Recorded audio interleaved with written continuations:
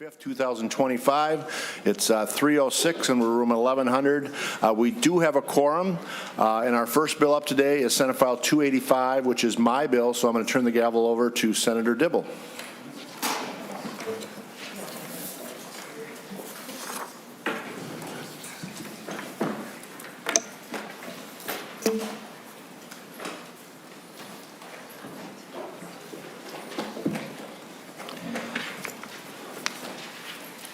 Welcome to the table, Mr. Chair.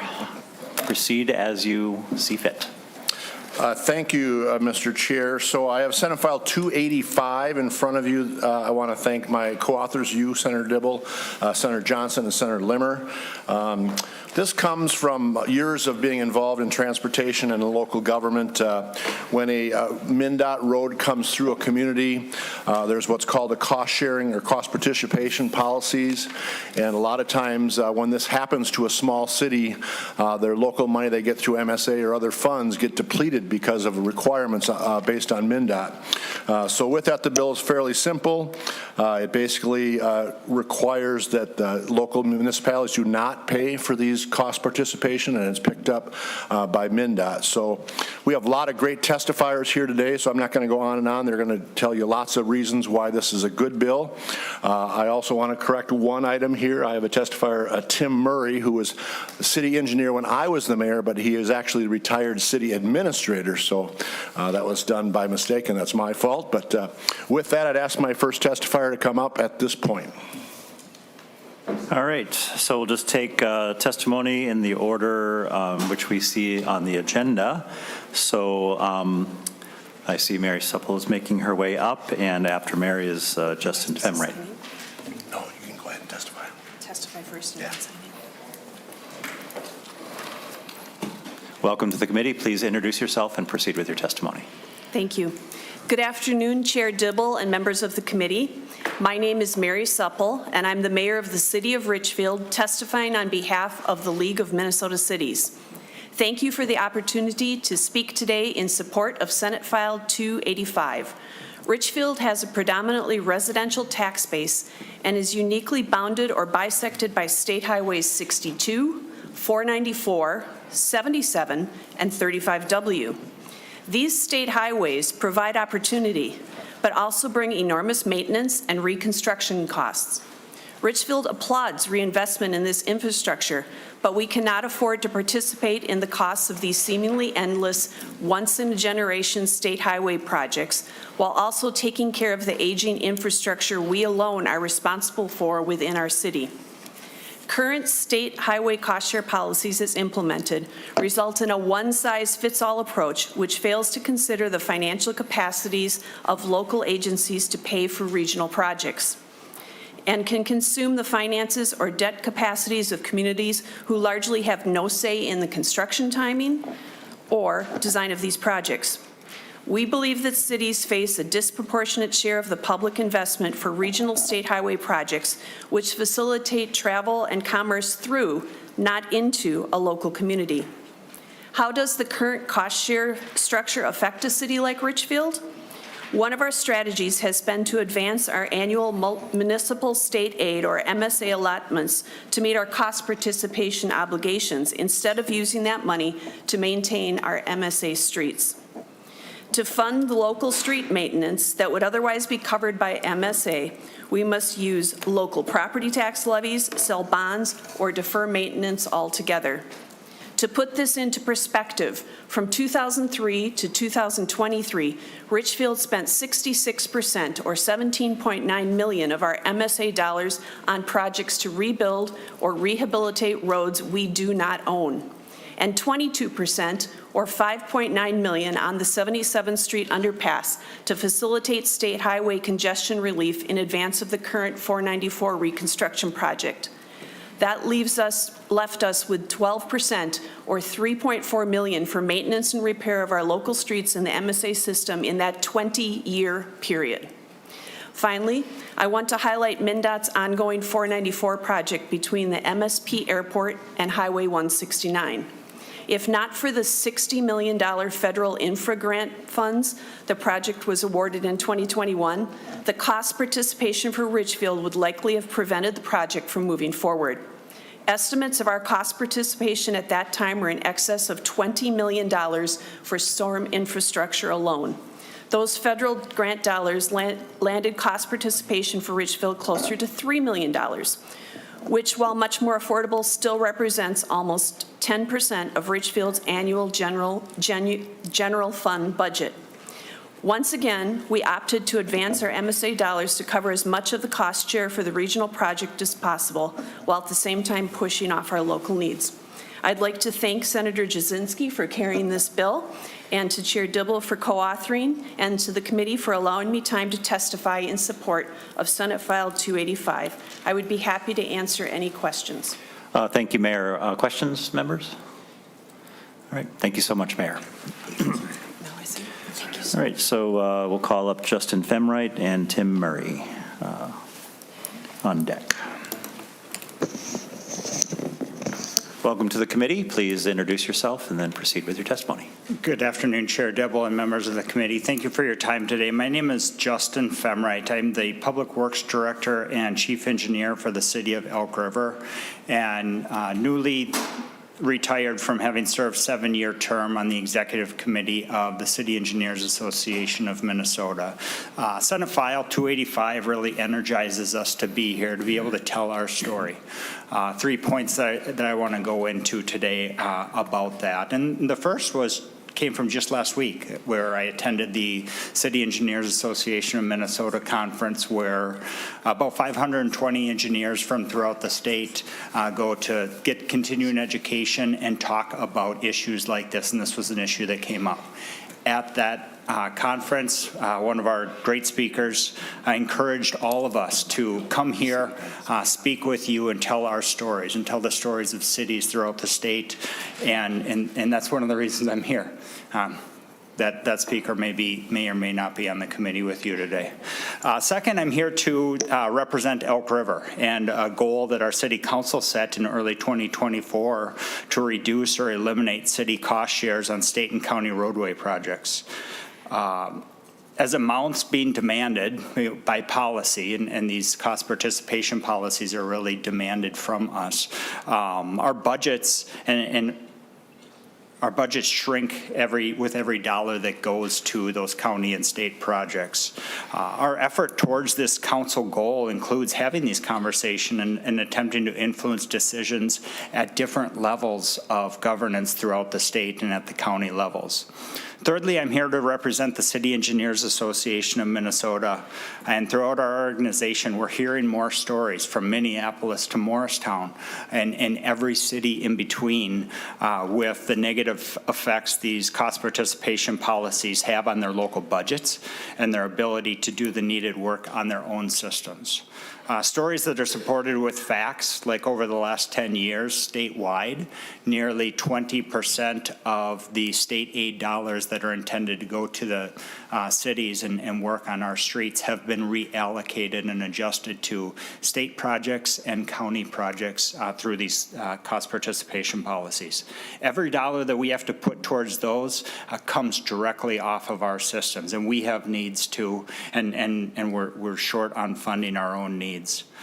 As city engineers, we're good at doing our work and solving our own problems. And to this end, the City Engineers Association has been active with good partners through MnDOT and the County Engineers Association, talking through adjustments to those policies, and we'll continue to do that. When we were made aware of the introduction of this bill, we quickly realized that that Senate File 285 presents us with an opportunity to tell our story to another group of people and really help you. We thank you for taking this bill up and talking about this topic, where we want to continue the conversations, learn your stories, and learn what you heard to introduce this bill, and offer help to support and shape it in a way that will benefit all of Minnesotans as it goes through the process. So please reach out to us, reach out to any city engineer in your district. There are far more details, numbers, statistics, and depth to our stories that we have time to share today, but they're all ever compelling to support the merits of this bill. Again, thank you for taking it up. Senator Dibble and Jasinski and the authors, and thank you for your time today. Thank you, Mr. Femright. Questions, members? Mr. Chair. Senator Howell. Thank you, Chair Dibble. And Mr. Femright, when these projects come from MnDOT, do you get an option to either say, yeah, we're in on this, or this isn't quite what we'd like to have done, we'd like to modify it this way, or if MnDOT says this is the way it's coming in, this is how it's going to go, and you have to pay your share of the freight regardless? Mr. Femright. Yeah, thank you, Chair, and thank you, Senator, for your question.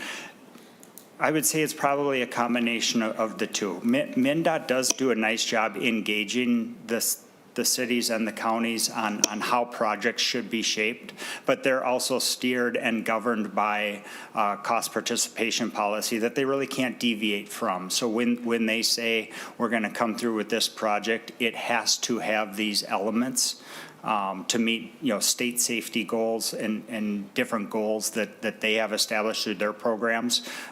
The policy says the cities have to pay X dollars or X percentage of that, and we really don't have a say in that. Senator Howell. Thank you, Chair Dibble. That doesn't kind of sit well with most of the local folks. If that's not what they want to see done, you'd think they'd have the option to say, we'll pass. But I think there's more work to be done. I don't know if this bill addresses that at all, but I think that's something we need to take a hard look at. Right. Senator Johnson-Stewart. Thank you, Mr. Chair. Thank you, Justin, for coming today. I think it's important to hear firsthand. Senator Howe, I hear what you're saying, and it is difficult for city staff to say no thanks when this is an opportunity to bring construction dollars and needed infrastructure improvements to your community. I remember the Public Works Director from Richfield, Kristen Asher, telling me about this for years, and I'm a little remiss and embarrassed that my colleague, Senator Jasinski, brought this up before me. But thank you, Senator. This is a really needed bill and something that will take the onus off of the local agencies when they really they can't say no to projects like this many times because they're so valuable to the community, but they also do interrupt their own capital planning. So it's a great bill. I'm really glad that you're presenting it, and I'm so grateful you showed up today. Thank you. Thank you, Mr. Chair. Thank you. Anything further for Mr. Femright? All right. Thank you so much. Thank you. So we'll call forward Tim Murray and then Stephen Huser from Minneapolis. There you go. Thank you, Chair. Thank you, committee members, for allowing me to be here. I'm Tim Murray. I'm the retired city administrator from Faribault, a little over 6 years at, but before that, for almost 20 years, I was a city engineer under then actually Mayor Jasinski. But I also have actually a fair amount of background with the cost participation policy, and I do think SF 285 is a good step and hopefully seeing some real changes to that. I served on a group about 10 years or so ago, it seems longer, but there was a bill passed back then that basically directed that the policy be rewritten, and this is pretty close to a direct quote, minimize the cost to local government. Now, there was a work group put together that I got myself on, I think through a request at a CEAM conference. We had numerous meetings just down the street in the transportation building, MnDOT people, county people, city people. At the end of it, I asked the head of it, who I thought did a great job, but please don't put my name on this. I don't think you guys hit the mark whatsoever. It looks like we're back at it again 10 years plus later, and I'm glad to see that because I do think it's an unfair policy. Now, I obviously bring the municipal perspective to play, but I do think it's unfair, and hopefully, if nothing else, I think this would send a strong message that it should be redrafted And at the end of the day, it should just be fair. Really, I think a couple questions have been asked. We do look at, the history. There have been a lot of costs shifted down to local governments, and while not, the Senate or the legislature's purview, cities are also subject to the same thing from the counties. The counties have their own templates for cost participation policies as well. So you get it from that direction as well. But a lot of what I found the disagreements were in the past, and I think the question that was raised by Senator Howe was about, do the cities really have a say? Well, yeah, ultimately they have to sign on an agreement or not. But if they don't, typically the response was, well, then we're not going to do any improvements. We'll go on to the next city. Well, unfortunately, most residents don't understand that this road's a state highway or a county highway or a city street. Who do they call? They call, their council, they call their mayor, they call their administrator, they call their engineer. And it's like, boy, this road's in bad condition. So we work to try to get it done. I think a lot of times, you value your relationships, whether it's with counties and MnDOT, so you try to try to work together, and you try to get things done. But I think one of the biggest disagreements we seem to have over the years in negotiating those agreements was and I think I heard the phrase "one size fits all" maybe from the mayor, but the highway, I just say all trunk highways are not created equal. Trunk highways through an urban core, trunk highways through a metro area versus trunk highways out in the rural areas, they're different.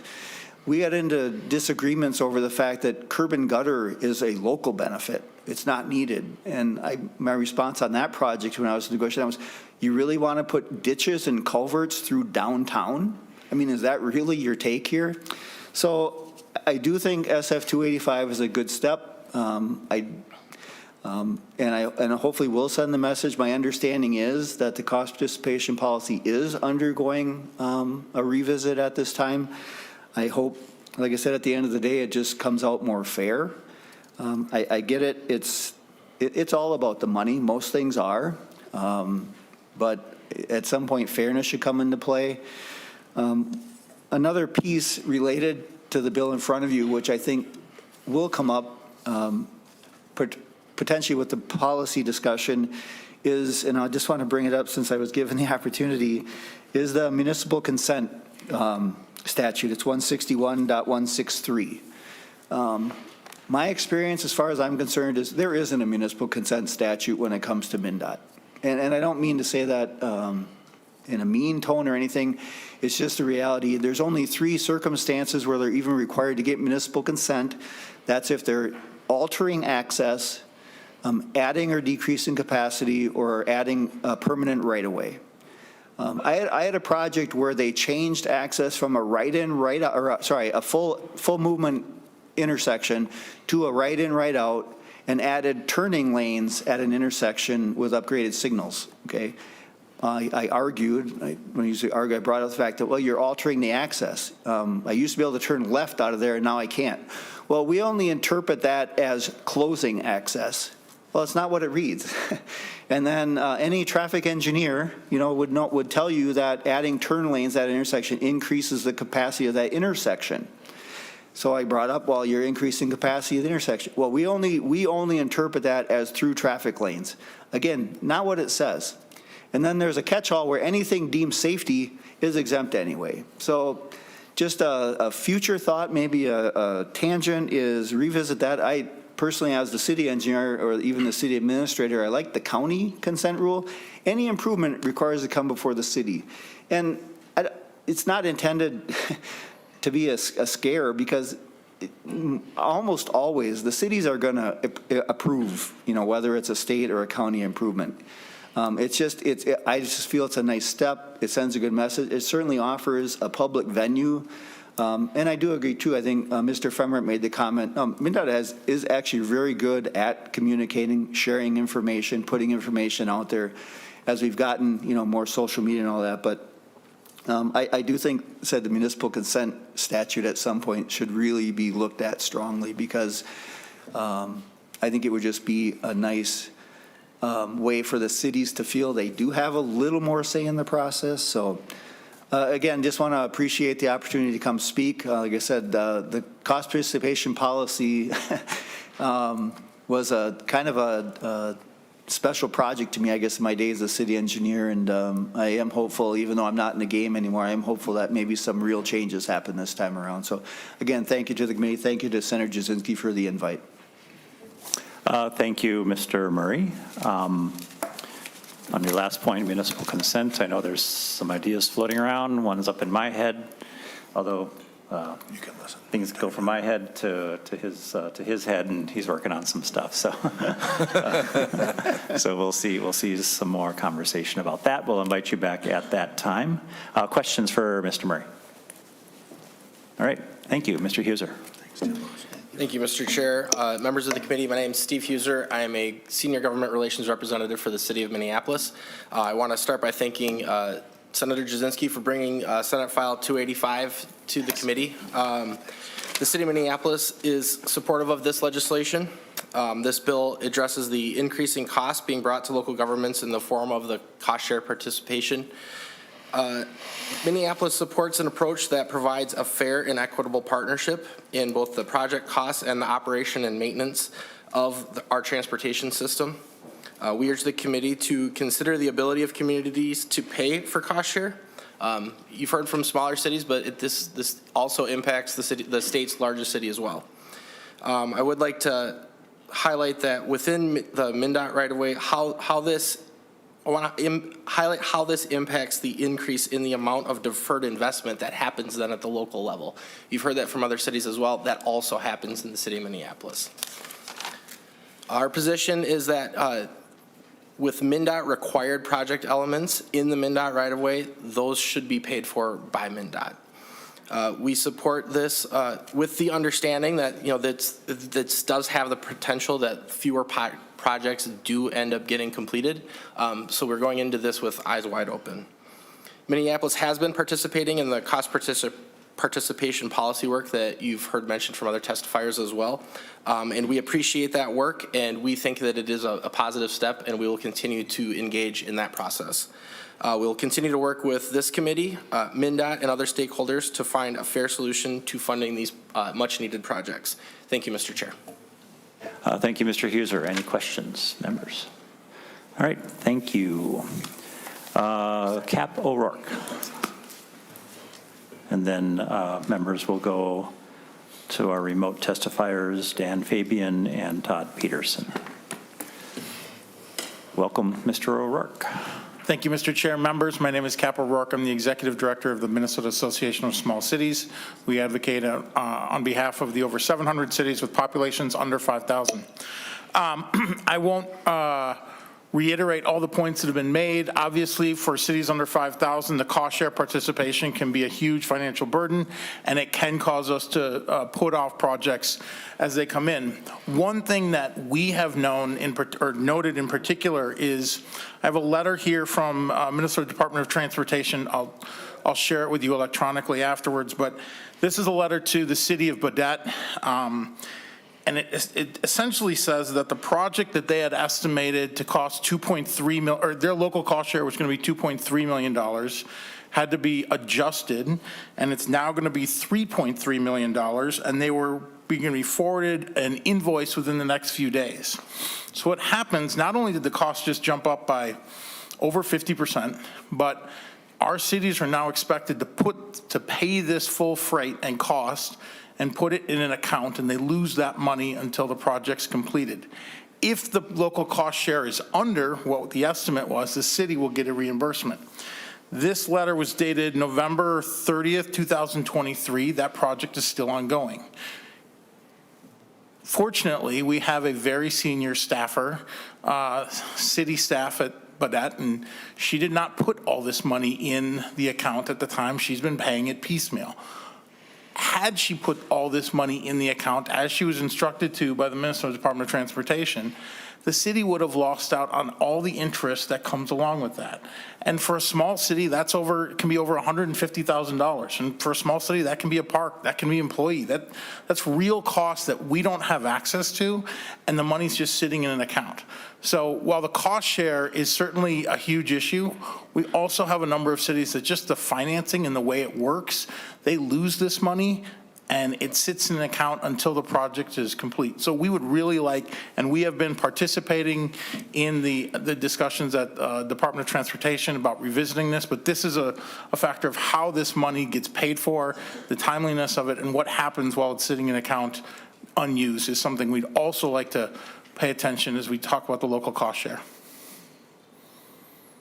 Thank you. Illuminating. Questions, members? Senator Howe. Thank you, Mr. Chair. And Mr. O'Rourke,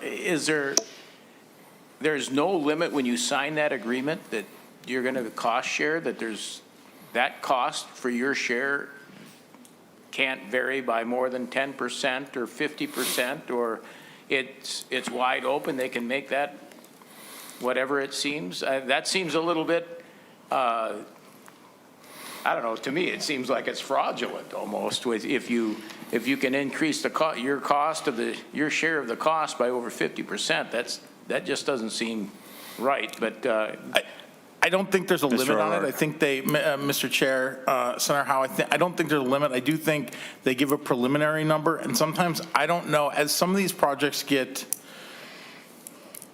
moved up in timeline, they may have given a preliminary number, and as they come back to it, I don't know if something's changed or why this went from 2.3 to $3.2 million. But yeah, I don't, obviously, if 50% is not above the limit, I don't think there is a limit. Senator Howe. All right. Senator Nelson. Oh, thank you, Mr. Chair. I just want to make sure that I'm kind of understanding this right. It's a little hard to conceive. I hope I have misunderstood, actually. But what I think I understood so far is that MnDOT tells our, we'll just say our smaller cities, but everyone, but I represent a lot of small cities and I know the financial challenges. All right, so MnDOT tells our small cities, we're doing this project, you're going to pay this amount for it, you're going to pay up front for it, and the money's going to sit somewhere, we're not sure where, and also the amount might increase by up to 50%. Is that what I heard? Is that correct? Mr. O'Rourke.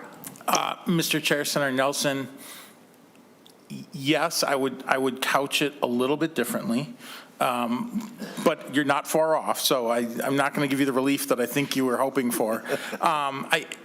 I think that MnDOT gives a preliminary cost share, local cost share analysis, and then they come back as they get closer to the project and they say, here's our final number. We will send you a bill for this. You are expected to pay this.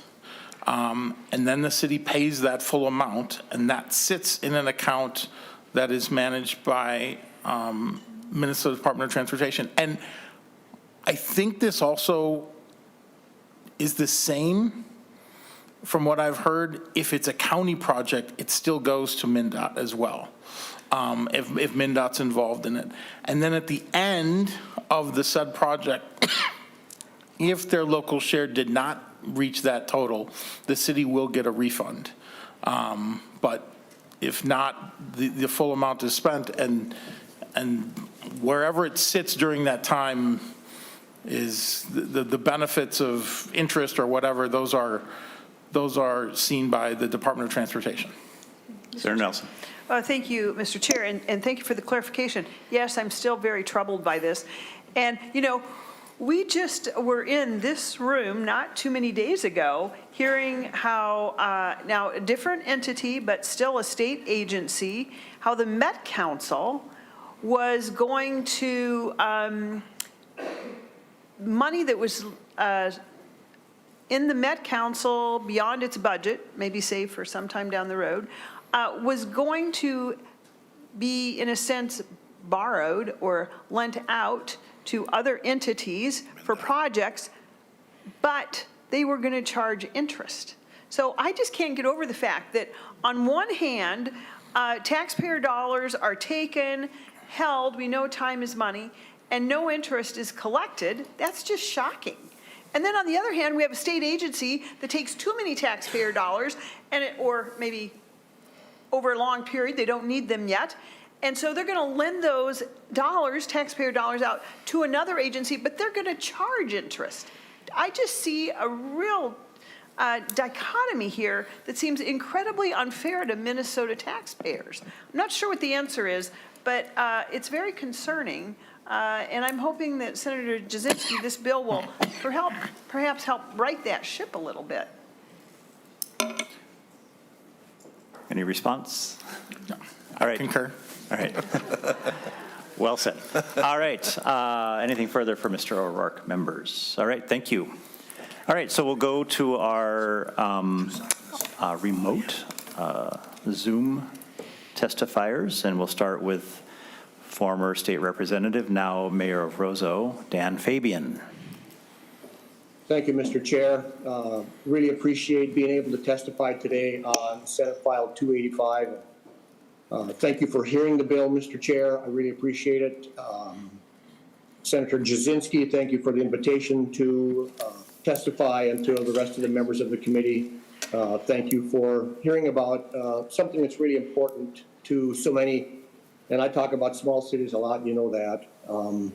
I'm currently the mayor of Roseau. I got elected in 21, and I think that Roseau is the greatest place on earth. And by the way, if you need someplace to snowmobile because you don't have much, we got quite a bit of snow up here and more coming, and jump on your Polaris and come on up. So anyway, I'd like to start out the testimony by just saying very flatly that we appreciate MnDOT, and we appreciate the great transportation that they provide here in the state of Minnesota. And we also appreciate a very good working relationship with MnDOT here in the city of Roseau, along with Roseau County.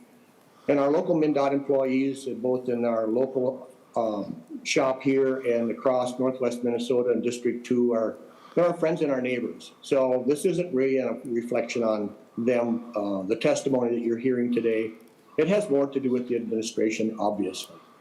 You know, we all benefit from a great transportation system. About a year ago, I found out that our local share for the Highway 11 project that's coming through town and that's scheduled to be started now this spring was going to be about $400,000. And at a meeting with MnDOT officials, I just told them, I said, you know, guys, we're not going to pay that. We're not going to do it. And I got our city council to pass a resolution in opposition to the $400,000. We thought that it was excessive. And probably what's really troubling about our local share, our cost participation, was the fact that the vast majority of it involved our infrastructure that needs to be moved because of the reconfiguration of Highway 11 coming through Roseau. And that infrastructure is only 20 years old. It was replaced after the flood of 2002 here in Roseau. And for those of you that were in the Senate back then, you know what a big deal that was. But so we have to pay to move our infrastructure in a MnDOT project. And we really dug our heels in and we said, we're not going to do this. I got in touch with John Burkle, state representative for up here, and Senator Johnson, and was telling them about it. And they got a bill drafted that's basically this bill, if I remember right. And I think Senator Jasinski authored this bill last year, too. You can correct me if I'm wrong, Senator. But that was kind of the nexus of this. It didn't really go anyplace. To the best of my knowledge, it didn't get any hearings. But it did raise, obviously, now a very significant conversation. And so as a result of our opposition, I'll say, and maybe this bill being drafted, we were chosen to be a recipient of a cost participation pilot, which we really appreciate. We really do. When I look at what's happening in Warroad and Foston, for example, they're on the hook, and we heard about Baudette, they're on the hook for millions of dollars for stuff that involves them moving their infrastructure as well. And it's it's difficult. So as a result of that cost participation pilot that they put together, our local share got reduced from about $400,000 to $180,000, which, you know, we appreciate that. We really do. And it's not going to break our bank. You know, we'll be okay. But at our December city council meeting, we agreed to the 180. At the same meeting, we passed our budget for 2025 calendar year, fiscal year for us. And then in January at our council meeting, the first Monday in January, we got a notice from MnDOT that after they opened the bids, the costs went higher than what they had anticipated. So now we had a 30 or 35% increase in our local cost share to the tune of, I think it was $64,000. And our city community development coordinator is going to be testifying after me. He may have the exact number, but so now it's up to $255,000 that we're on the hook for. And again, the lion's share of that 250 roughly is again to move our infrastructure that's going to be impacted by the project and the reconfiguration of sidewalks that is the result of ADA compliance, which of course you all know is a federal program. And we feel like, you know, you have to move your stuff and, oh, by the way, you have to pay for it. And there's no reimbursement from the feds to comply with their mandates for the ADA compliance. So Mayor Goldsmith in Warroad told me that he figures that they're going to be, when they're all done with Highway 11 coming through Warroad, they're going to be on the hook for about $2 million and possibly more to complete that project. We have another project coming into Roseau in 2027, roughly, Highway 89 project. And we talked to one of the testifiers was talking about urban and rural highways. Our Highway 89 coming into Roseau, where it intersects with Highway 11 coming from the south, it's a rural highway in front of several businesses, including Polaris. It's got lots of cattails in the spring, so we're going to convert that into an urban highway and have curb and gutter and stormwater removal and all that sort of stuff. So we're really concerned about the potential cost to us for that project. You know, it could be $800,000 or $900,000 or $1 million. So with that, Mr. Chair, I appreciate you hearing us today. I appreciate Senator Jasinski for bringing this bill forward. I look forward, some of the testifiers have pointed out that there may be some changes made to the bill. I look forward to working with you in the legislature to solve a really pressing problem for a lot of small cities and large cities across Minnesota. So with that, I'll conclude. And if you have any questions, I'd be happy to answer them. Thank you, Mayor. Any questions for Mayor Fabian? Senator Howe. Thank you, Mr. Chair, and I'd like to ask the same question that I asked earlier about the local consent. It sounds like Roseau actually said, no, we're not going to play in the pay their share, the cost share program, and then they came up with another number, and now they've come up with another number. Was the agreement at 188,000 or 180,000, or how did, now you've gotten to, you had to sign a different agreement for the increase, or how did that work? Mayor. Thank you, Mr. Chair. And Senator Howe, the initial agreement that we agreed to in December, and we recognize that it was open-ended. There's an open-endedness in that agreement because the bids hadn't been opened. And I think that largely the increase is due to the inflation that's hitting a lot of these types of projects, you know, everywhere. So there was an open-endedness to it. We did agree to the document that we got and the amount that we got, but sadly, of course, it increased for us. And like I said, it's, you know, based on what we were looking to spend, you know, we're actually fairly happy with it, but it's still, it's kind of frustrating because we got our budget passed the same month in December, and then in January we have to make adjustments to our budget. And We don't have that large of a budget. We've got about a $1.2 million tax levy. We get roughly $50,000 a year, maybe 52 or 3 in transportation aid from the state. So it is a hit. There's no doubt about that. All right, thank you. Any other questions for Mayor Fabian? All right, thank you so much. Great to see you. I'll now call on Todd Peterson, also from Roseau. Chair Dibble and committee members, thank you for the opportunity to speak on Senate File 285. My name is Todd Peterson. I'm Community Development Coordinator for the City of Roseau. I am also here representing the Coalition of Greater Minnesota Cities. And I would like to thank Senator Jasinski and Chair Dibble for authoring this important bill and the opportunity to testify in its support. Senate File 285 addresses a major problem with the existing state funding policy for highway construction through local communities. Current state policy relies heavily on mandatory local cost share participation in the delivery of state highway improvements. This mandatory local cost participation is really out of proportion with what many local communities can afford to pay. Dan did steal a lot of my thunder here, so this will be a little repetitive, but the City of Roseau, we do have 2 state highway projects that are currently under development. Right now, MnDOT is preparing to do the Trunk Highway 11 construction that Dan spoke of. And they approached us in 2023 to review the scope of the project, and then they notified us of our obligation that we would have to financially participate in that project. And at the time, they estimated that cost share would be in excess of $400,000. We didn't request the improvements. These were all just related to the deterioration of Highway 11 and the need for it to be resurfaced. So we really didn't feel like this was an obligation the city could take on at this time, and it was not a priority.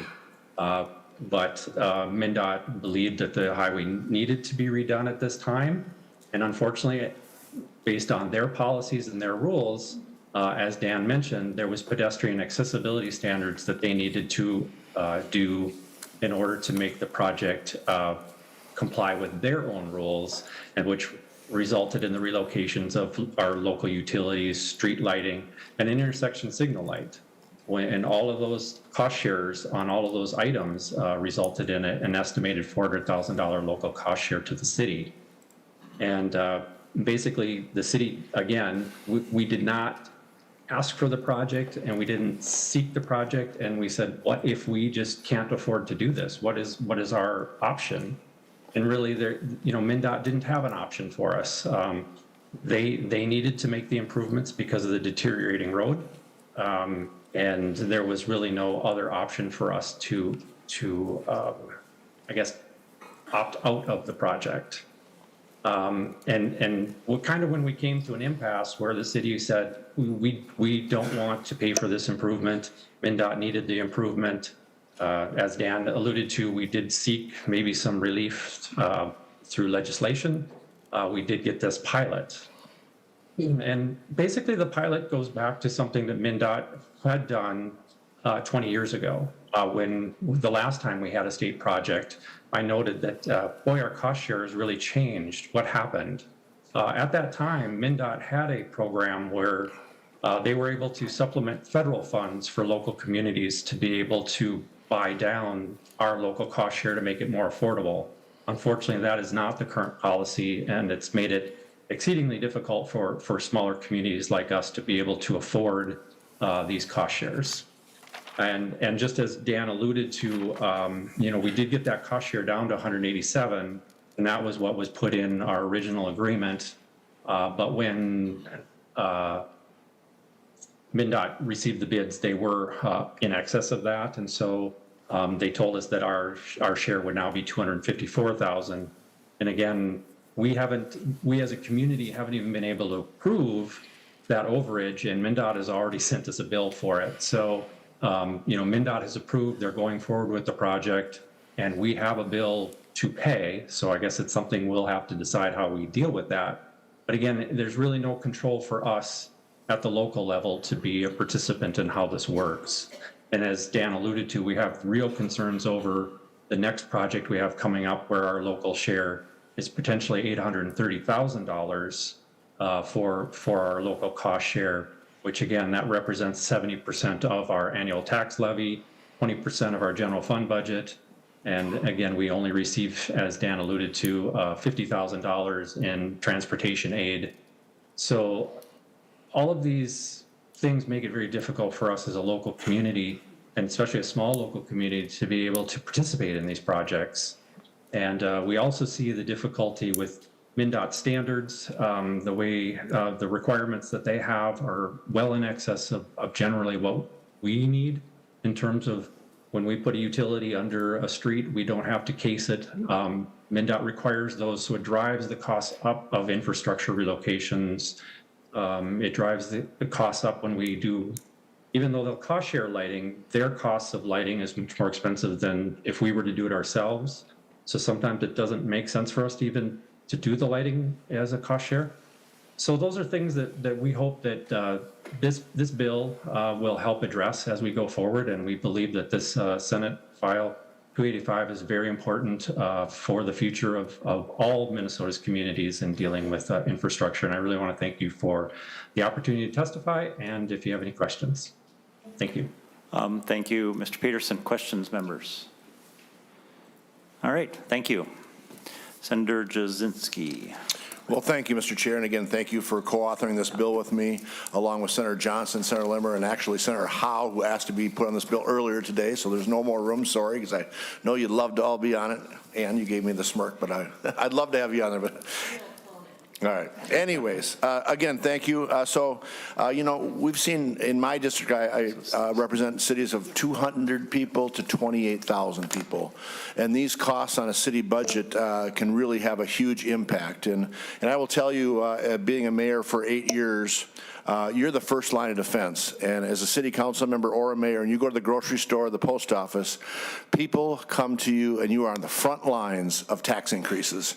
And when I was the mayor, I'm happy to say our increase in levy was from 0 to 2.5%. That was the most over all 8 years that I was there. Because every time you went to the grocery store, if their taxes went up, they came to you. And I think a couple of you have served on local governments, but it's a huge issue. And these costs being pushed on the local entities really can be difficult on them and difficult on the taxpayers.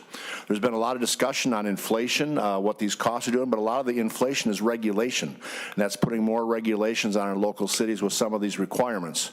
I won't get into too much, but just with last year and the greenhouse gas requirements are just going to add on top of that as well with some of the new greenhouse gas requirements. So a lot of concerns here. I really want to thank my testifiers. I've gotten overwhelming support today and emails and phone calls supporting this, and I hope MnDOT will work with us to try and come to some type of a mid-type agreement that helps these local cities, so at least they have the municipal consent type process, so it's a transparent process. Cities can have input and discuss these items and really be, because I think cities really do feel like they have to take the money because they want the improvements, and if they don't, it's going to go by to some other city, and again, it puts a lot of financial stress on them. So again, thank you, members, thank you, testifiers, and thank you, co-authors. I look forward to working with all of you to get this bill across the finish line. So thank you again, Senator Dibble. Thank you, Senator Jasinski, and I'll just mention, members, we do have some written testimony from a few additional organizations, the Minnesota County Engineers Association, Metro Cities, and the Association of Townships. Those are in your packets, posted online as well. Thank you, Senator Jasinski, for bringing this bill forward. It was the subject of some very illuminating meetings I had over the interim. So we'll continue to work on this. I assume we want to keep working on this, lay it on the table for now. All right, Senate 285 is laid on the table. All right, back to you. Thank you, Mr. Chair. Next item. Oops, sorry. Thank you, Mr. Chair. Next item, and apologize for that long, lengthy debate, but I think a lot of things were discussed that really should have been. So next on item number 3, MnDOT presentation on the Governor's Commission on Connected and Automated Vehicles. And I think Ms. Witt is going to come up first.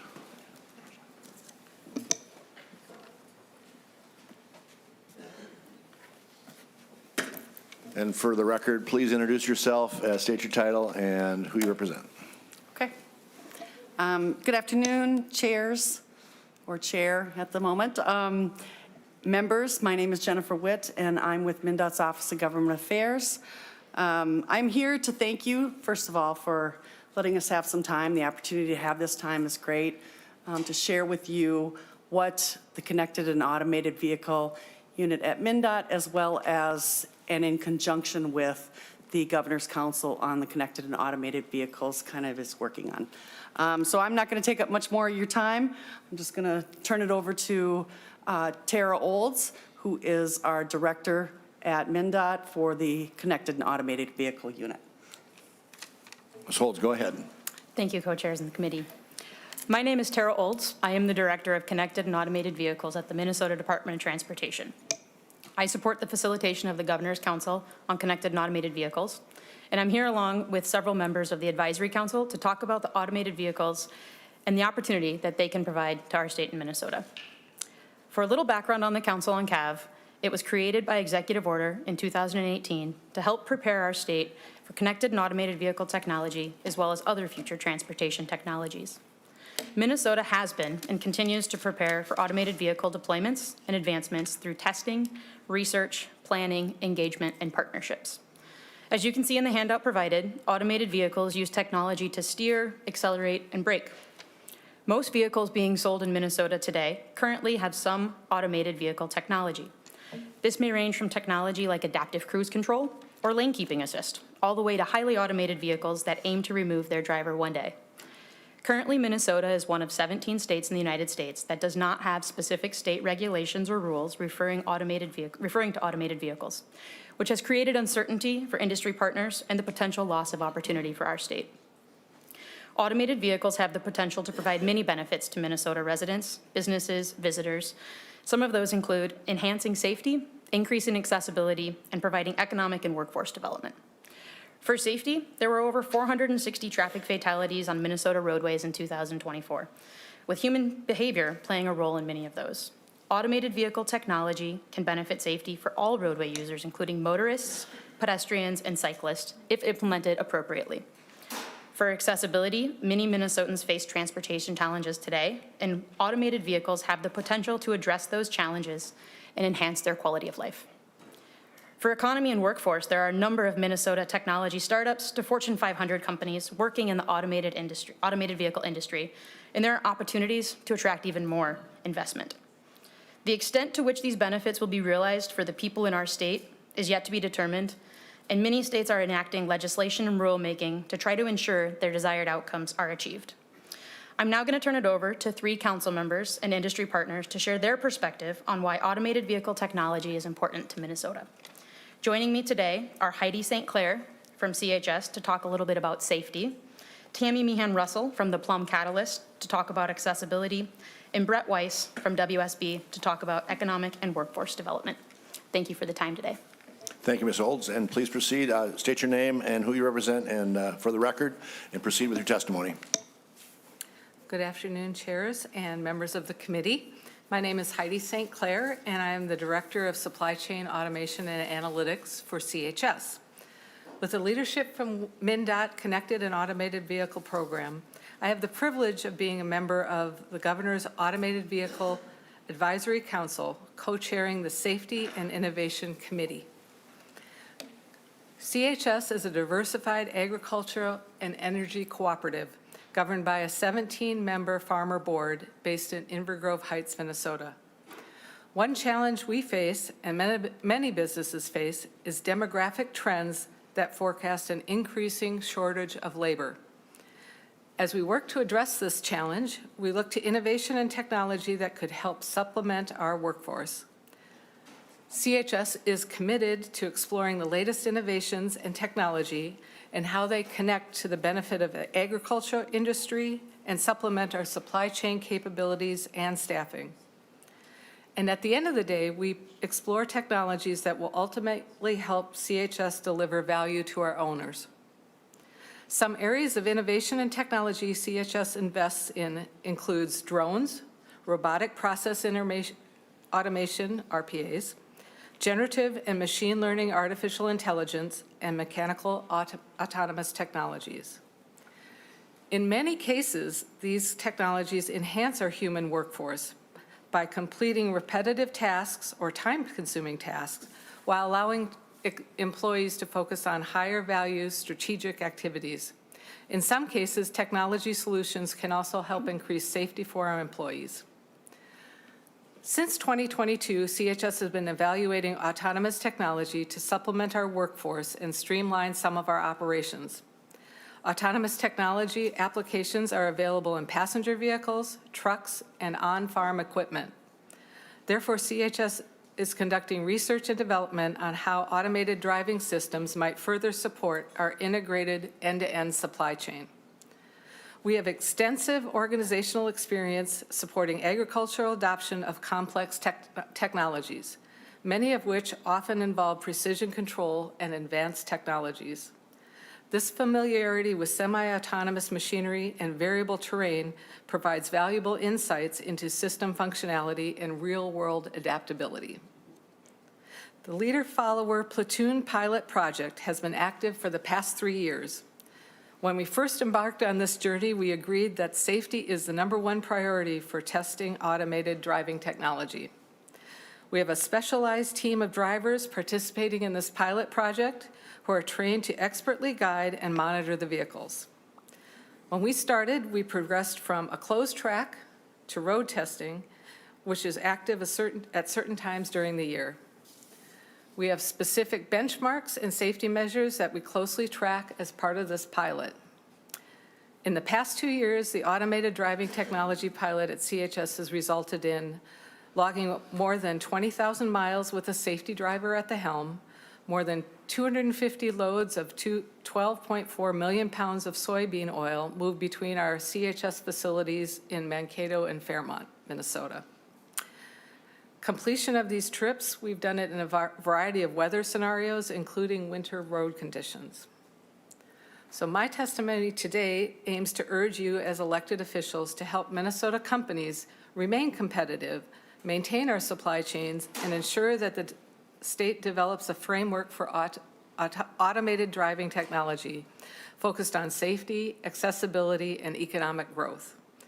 CHS supports the work of the MnDOT Connected and Automated Vehicle Program and looks forward to working with you and partners like the Minnesota Trucking Association, the Minnesota Chamber to incorporate automated vehicle technology safely in agriculture, energy, and transportation supply chains. Thank you for your time and consideration. Thank you, Ms. St. Clair. Next, Ms. Meehan Russell. Yes, thank you, chairs and members of the committee. My name is Tammy Meehan Russell, and I am the founder and chief catalyst of the Plum Catalyst, a strategy and social innovation consulting firm based here in Minnesota with offices in Afton and Grand Rapids. I have the privilege of serving on the Governor's Council for Connected and Automated Vehicles and co-chairing the Committee on Safe Testing of CAV. My company's efforts are centered around our mission of advancing the research and deployment of emerging transportation technologies that save lives, improve accessibility, promote sustainability, and grow our future workforce. Of note and very relevant today is the Plum Catalyst is the project manager for the Go Marty project, an automated vehicle pilot program that has been operational in Grand Rapids, Minnesota since October of 2022, providing nearly 20,000 rides to date, and now averaging approximately 1,200 rides per month. I'd like to start by asking you a few questions. How many people in your district are disabled or have reached a point in their life where they can no longer drive? How many people don't have transportation to get to their doctor's appointment or to the grocery store? Or how many people would love to go to the local high school football game on a Friday night, or to church on Sunday, or simply to go meet a friend for coffee, but can't because they don't have transportation to get there? In 2013, while I was working at 3M, I attended a series of public workshops, much like this, held by the California Department of Motor Vehicles, who were tasked with rulemaking to support the safe testing of automated vehicles on the California roads. During one of these workshops, after all of the Silicon Valley tech companies came forward and finished their comments, 2 women came forward from the back of the room. The 2 women had arrived late, One woman was blind and one was in a wheelchair. When they came to the microphone, they apologized that they were late, and they proceeded to explain the arduous process they had to go through just to get to this workshop. They explained how they had to book their ride days in advance, not hours or minutes, but 3 days in advance.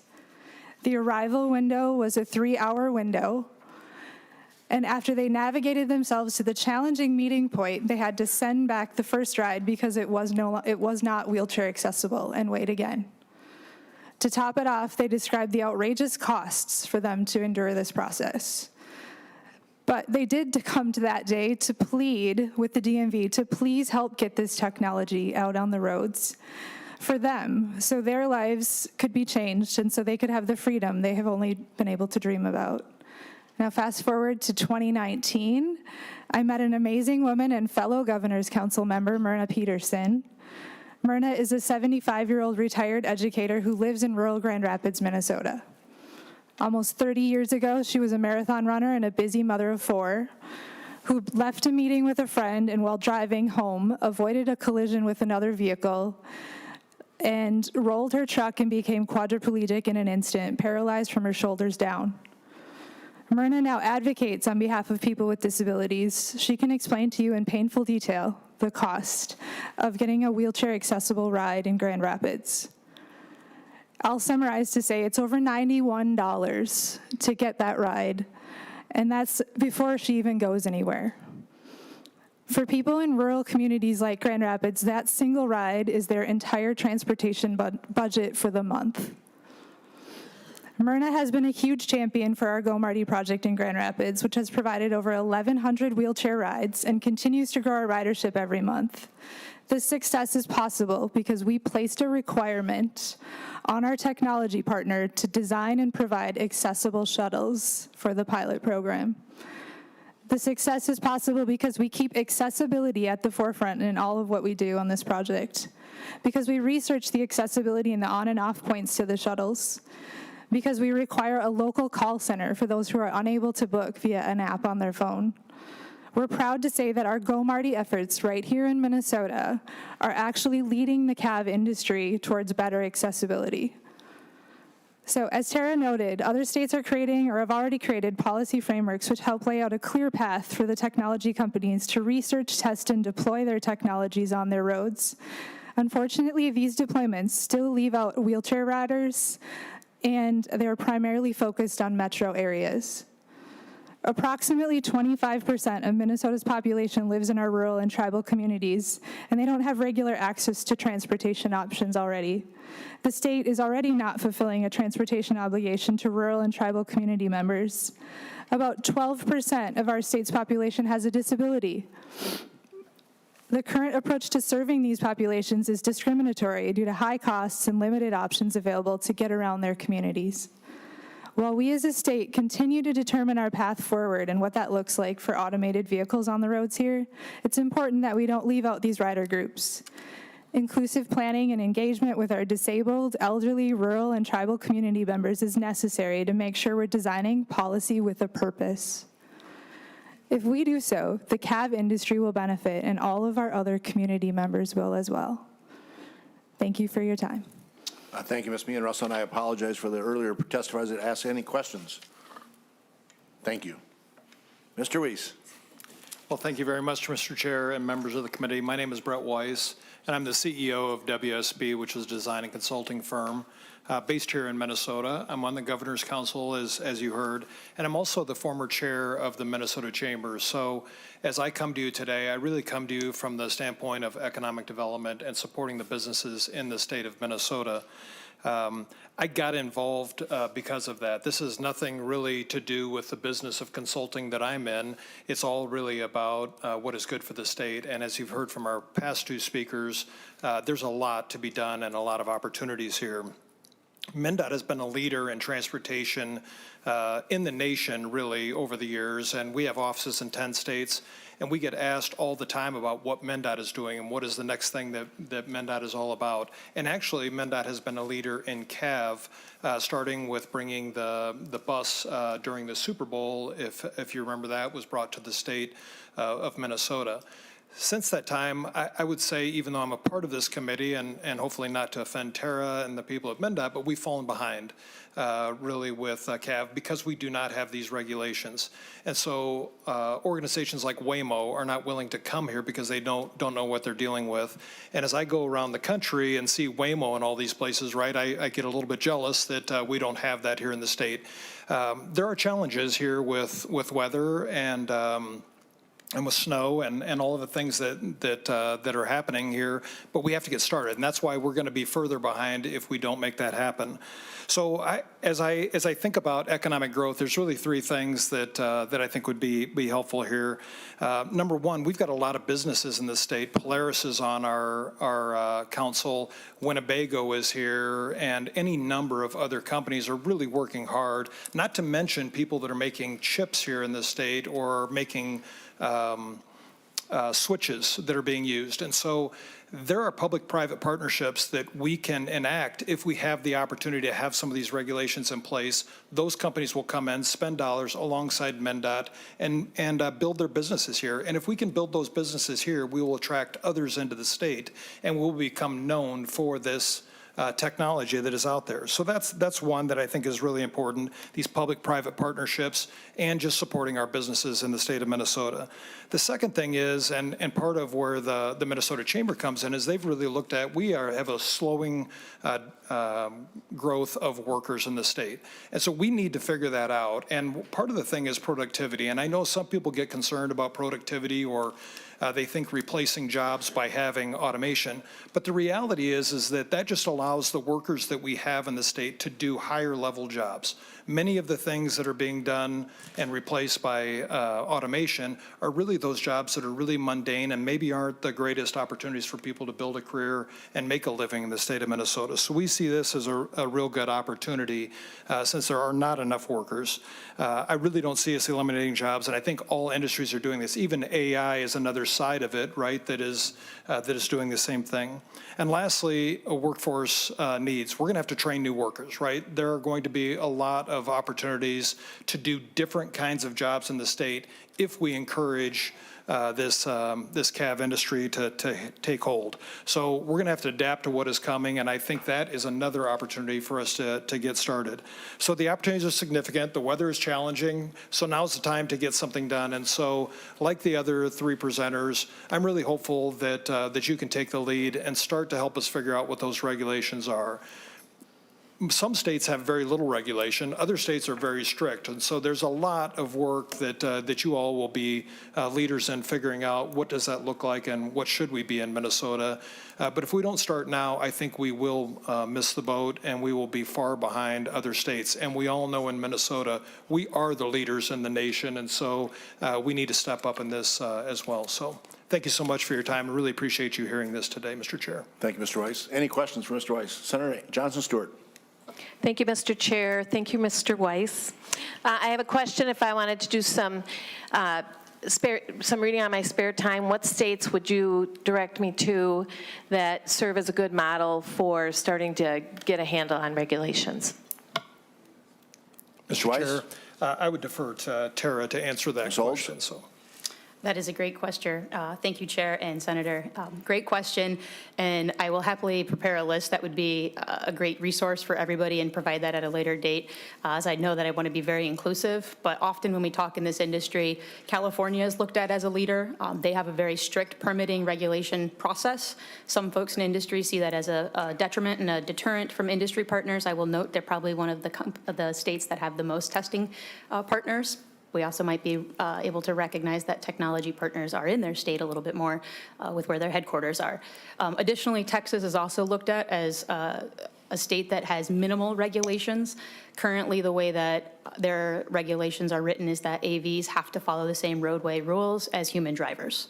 I do know that they are looking at potentially putting in a permitting or regulating process to ensure that if AV companies, I'll say, have challenges or that they need to step in for safety measures, that they have a way to do so.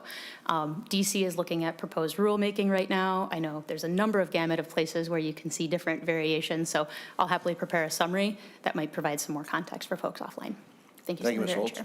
Other questions? Senator Howe. Thank you, Mr. Chair.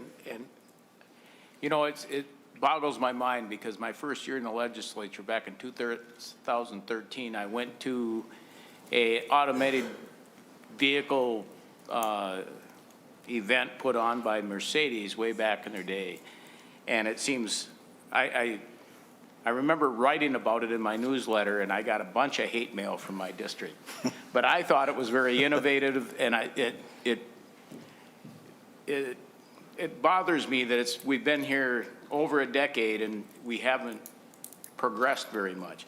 But I guess one thing that I noticed that, all the signs have to be readable unless something's changed. Back then, the signs had to be kind of readable. Do we know if the MnDOT signs now are readable by these automated, or is that some of the regulation that we have to make? And then when you think about all the nice road construction, the other season we have besides winter is road construction. All those temporary road signs that the sign companies put up also have to be that way. So have we made any progress there? Is that regulation, some of the regulation that we have to look at? And is there other regulations that we have to look at as far as going forward with this? Ms. Holtz. Thank you, Chair and Senator. It's a long question, but It is. I know you'll do good. Let me know if I miss any of it. So it has been a long ride, I'll put it that way, right? We've been talking about technology, and when will we get there has been a question, and I still get asked that. I'll be the first to tell you, I don't know if we'll ever get to a fully driverless vehicle in any environment, any condition, anywhere in the world. That's the extent of what full driverless would be to me. I do believe that there's an ability to get to full driverless in many environments and in many conditions, and I believe that in Minnesota that's a reality. I'm not going to throw out a timeline. Everyone in industry disagrees. With that being said, the technology is always changing. We don't always know what industry partners are using, what they're testing, and what they need, and a lot of that is because they're not necessarily here. Yes, you're right. A lot of talk several years ago was about signs and using QR coding in the signs, making sure that they're of high contrast and have all of these other standards. At the end of the day, where industry is leaning towards is whatever infrastructure is out there they will use, and they aren't looking for additional infrastructure improvements for us to be making, for new technology to be developed. So I think that's something that kind of has changed. You might find a company out there that says they want signs still, so just to be mindful. But some of those other challenges you speak of, construction, winter, those unpredicted events that come up, that's one of the reasons why you see a lot of testing and a lot of safety measures being put in place by these companies that are doing deployments. You'll know as of recent, Waymo is moving towards expansion in a number of different cities. They don't immediately deploy with no drivers. They go through a very rigorous process about what that looks like to ensure that they're meeting their own safety standards. With that being said, there's no federal regulations or standards in place, and it's up to whatever states or local municipalities have. So with that being said, having the ability to continue to test in what I like to think is a unique environment that we offer the cold and the winter. My colleagues in other states say they do too, but I think we're a little colder most of the time. Offers some challenges that when we're thinking of how this technology can really benefit everybody, if we don't have it tested here, it might not work here. And if we want to see those benefits, we want to see it be able to be tested. Thank you. Thank you, Mr. Holtz. And just for the record, we need to go online with saying Senators Pa and Senator McEwen are attending online, both in St. Paul. So with that, Senator Ann Johnson Stewart. Thank you. My question is for Ms. Olds, Mr. Chair. So I'm trying to discern what vehicles you guys have purview over, and if your office is what's your role? I notice a picture here of a little delivery vehicle. Is that something that you're concerning yourselves with, or is it mostly about people vehicles? We had a bill just last week about mowers that were automated, and I just wonder, what is your charge for your office, and are you the presumed regulator, or I guess if you could just tell us what your role and your oversight is, that'd be great. Thank you. Thank you. Ms. Holtz. Thank you, Chair and Senator.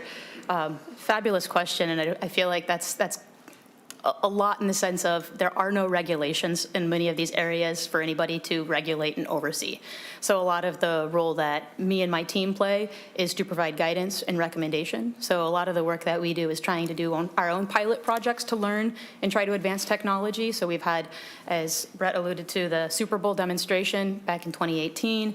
We did another demonstration at Minroad in 2018, and we've since done 3 public pilot projects down, one in Rochester, Minnesota in 2021 to 2022, one in White Bear Lake from 2022 to 2023, and then the Go Marty project that's currently ongoing in Grand Rapids, Minnesota, that's been in play for over 2 years now.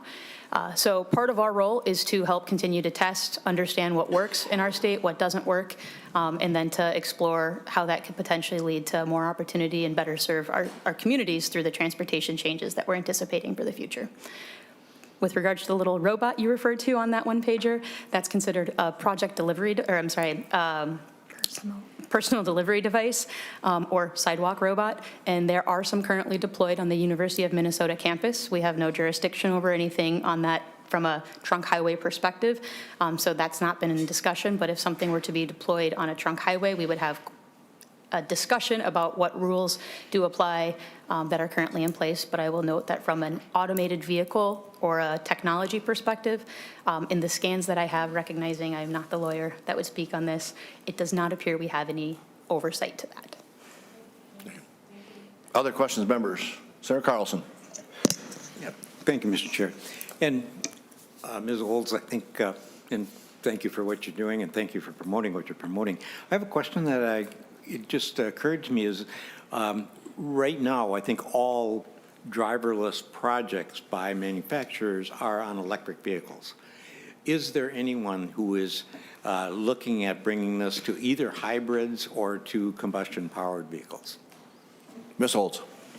And Tammy might correct me if I'm wrong, but I do believe our pilot project up in Grand Rapids, Minnesota, Go Marty, is using hybrid vehicles. Hybrid. Yeah. Senator Nelson. Senator Nelson. Thank you, Mr. Chair.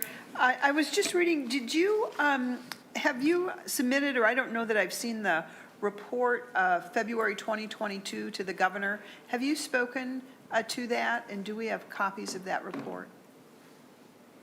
Ms. Holtz. Thank you, Chair and Senator.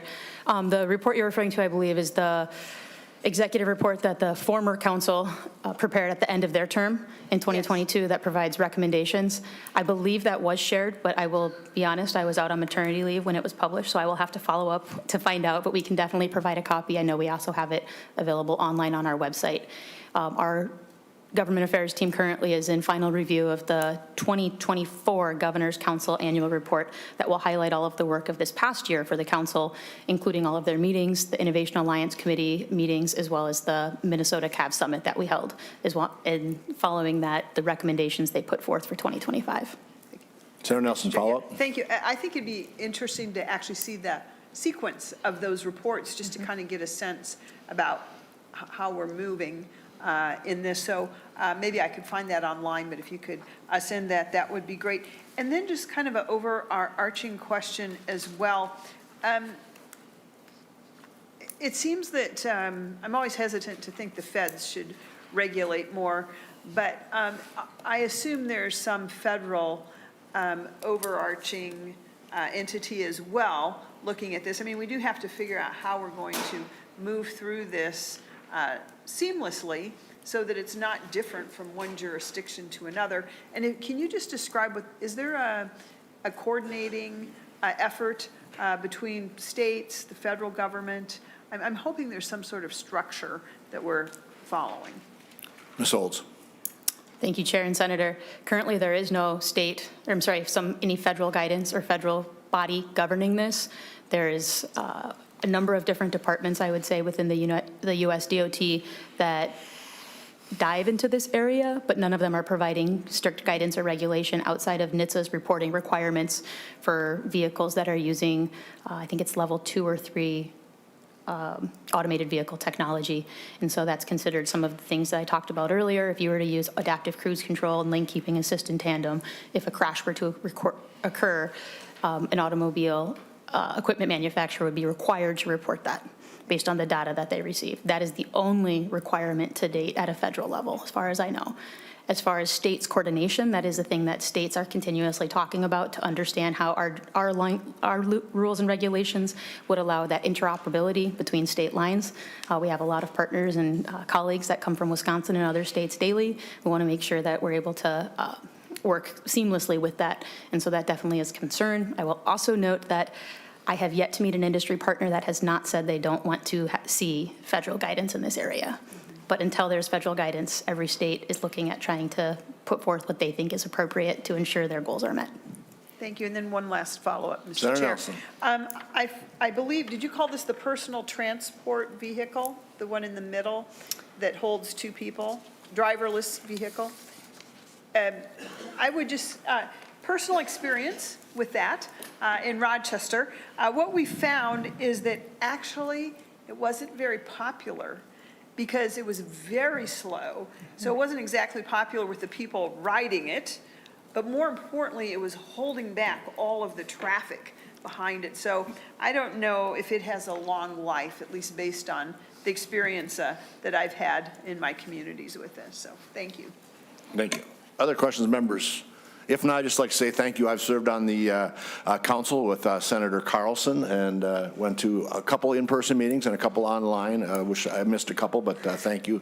That was interesting. And then also just, one of my bills in 2019 was the platooning bill. So glad that passed back then. And I'm working on autonomous mowers, and there is the technology out there, so we're looking forward to that. So I think it's very intriguing. Thanks for your work on this, and it's really something that Minnesota could do well in. So thank you. If there's no other questions or comments, thank you again for coming today. Thank you very much. Thank you.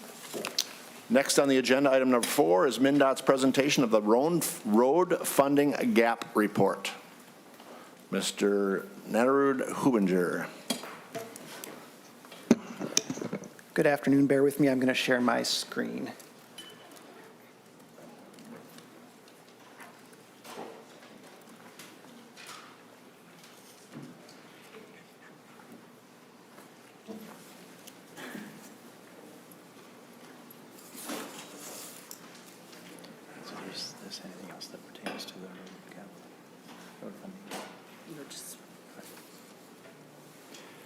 Members, while Mr. Canada Hubinger is getting set up, I'll just mention that there is a letter pertaining to this matter in your packet from the trades. Welcome, Mr. Canada Hubinger. Thank you, Mr. Chair, members. For the record, my name is Josh Canada-Hubinger. I'm the Chief Financial Officer at MnDOT. I'm going to go through a brief slide presentation summarizing the road funding gap report. So this was a legislative requirement. I'll just wait for a second, see if this is syncing correctly.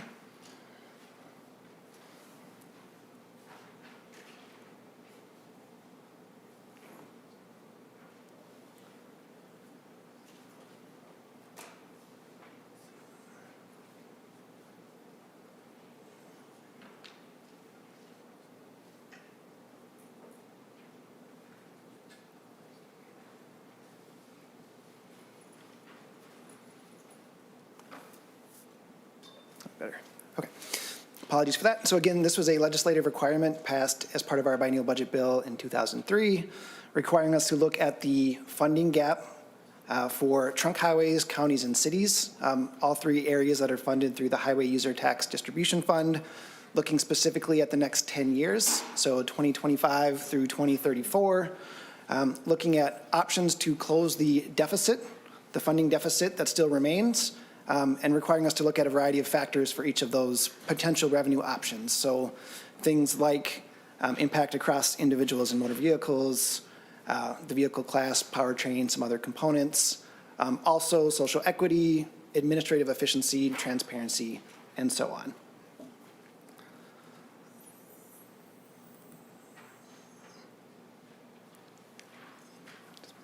Appears to be a lag. I'll give it just a moment.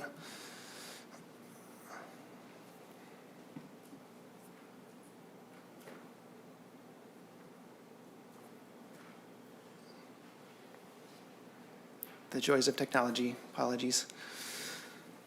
We do all have it in our packet as well, so just so you Okay. know, we do have it here, so. Perfect. Well, I'll just keep moving in the interest of time. Hopefully it catches up. So just to level set again, in the most recent state fiscal year 2024, we're looking at about $2.7 billion working its way through the HUTD fund.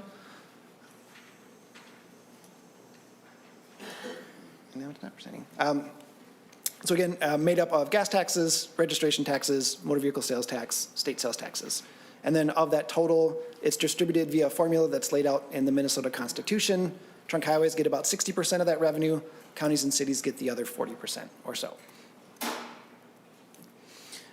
Quick refresher on those big three taxes in HUTD. Gas taxes, currently it's 31.8 cents per gallon, just increased in January for the first time in about 15 years. So that's made up of actually three components now. The original gas tax of 25 cents. There's a 3.5 cent debt service surcharge that was passed as part of the laws in 2008.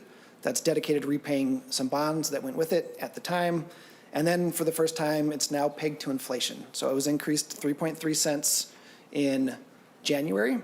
It's now pegged to increase each year going forward based on the MnDOT construction cost indexed. It is capped going forward at no more than 3%. So it did go up about 3 cents this first year. It's projected to go up less than 3 cents over the combined next 4 years. So there's kind of one big jump in this first year, and then it levels off going forward. Registration taxes, thank you, is also the largest revenue source in the HUTD fund now. That tax was also changed as part of the sizable package in 2003. So it's now based on, thank you, 1.575% of the sticker price. It then depreciates over 10 years, and then it's a fixed $30 in years 11 and beyond. And then motor vehicle sales tax, this is the same rate as the state sales tax, 6.875%. It's split 60% to HUTD, 40% goes to transit. In total, it's north of $1 billion. It's actually our biggest single revenue source for transportation. Of the money that goes to HUTD, it's the third most. So that's the kind of overall picture for HUTD revenues. When you look longer term and adjust for inflation, this is a big part of what's driving that remaining funding gap at all levels. Sizable increases throughout the last 50 years. You can see the blue bars increasing quite a bit. When you adjust for inflation, it's been pretty flat despite all those changes. So you're looking at 5% growth year over year over those last 50 years, adjusted for inflation, still growing, but more like 1%. That holds true even for the next 10 years, despite all those increases that were passed in 2023. And that's for a variety of factors. Inflation, especially the last couple of years, has been particularly high. We have aging infrastructure. A lot of it was built in the 60s, 70s, and 80s, and so we're approaching end of useful life for our assets, especially bridges. And then there have been growing transportation needs as well. So all that is context for talking about the gap. So everything in the report was built off of what we do in our 20-year highway improvement plan. So this is specific for the trunk highway system that MnDOT maintains just for the state road construction piece of it. So it's not all of the trunk highway fund needs for things like operating and maintenance, for the money that goes to DPS for state patrol. This is that 60% or so of the money that goes to state road construction. So we've been at this MnSHIP since 2013. It's a plan that gets updated every 5 years now. So first MnSHIP back in 2013, that 20-year estimated funding gap between available resources and the needs was about $600 million a year. The subsequent update in 2017, that increased to about $900 million a year. And then the most recent report was about $23 billion, or $1.15 billion a year, so it increased again. And then we did an update after the 2023 session to cover the impact of all those revenue changes. That was estimated to total a little over $5 billion over the 20 years. So that remaining gap for this report is about $890 million a year, again, just for trunk highway. So that's our starting point. And then because there's nothing comparable for counties or cities, we effectively backed into those numbers based on their proportional share of the HUTD revenues. So applying that logic, you have the half of the 20-year gap for trunk highways, and then proportional gaps for counties and cities, came up with a total of just under $19 billion, just under $2 billion a year for the HUTD fund. And then we looked at a variety of options for how to close that gap. And it kind of boiled down to 3 broad categories. There's a total of 22 options laid out in the report. As you work your way down, the kind of impact overall for the amount of revenues goes down. So we identified 11 statewide options, including simple things like increasing the gas tax, increasing registration taxes, looking at some of those newer trends for road user charges. There are 5 states now that have some version of a road user charge in effect. That's a longer-term goal of many state DOTs. There's also a federal pilot that's in the early stages of starting. That's been true for a year now, so it's behind schedule, but that's happening. We did look at some local options that can help close the gap on the other side. You heard a lot of testimony earlier about all the kind of stresses on the local system, and so this doesn't directly go to HUTD, but it kind of buys down the gap at the local level. And then we did explore 5 kind of program or project-specific options, so things like expanding Easy Pass in the Twin Cities Metro, creative financing like TIFIA, which we have one project we've used TIFIA for. Again, that's just another form of financing or debt, so there are funding needs that go with it. But we did at least identify the kind of pros and cons and those required elements for those as well. Again, in the report, you'll see for each of those 22 options, kind of a matrix of efficiency, how much revenue it can generate, transparency, those 5 elements on the screen. And in the end, for recommendations, it's kind of the nuanced, it's complicated, it'll take all of the above type approach to close the gap on an ongoing basis. There's no one kind of silver bullet to close the gap. And then just in closing, just wanted to summarize kind of on the other side. So we have this gap where we are saying we need more resources. We also make sure that all the money we do get is applied as efficiently and effectively as it can be. And so I just wanted to highlight 3 elements. There's quite a few other performance measures that we as an agency maintain. But if you look at our pavement and bridge condition, so this is looking at the percent poor, we're actually doing really well right now in terms of pavement conditions. So that top left corner, you can see compared to our goals, we're vastly exceeding the percent poor. The pavement is in really good shape right now. It's just projected to deteriorate over the next 10 years and exceed our targets. Bridge side, we're not quite meeting our target on the national highway system. A large part of that is due to the Blattnick Bridge. Once that gets resolved, that performance measure gets to be a little bit better in 2028, and then both NHS and non-NHS deteriorate a little more, looking out 10 years. But current state, we are in a very good position. It just is projecting to not be the case longer term. And then we have been required since 2018 to track efficiencies. This is something we do annually in our major highway projects report.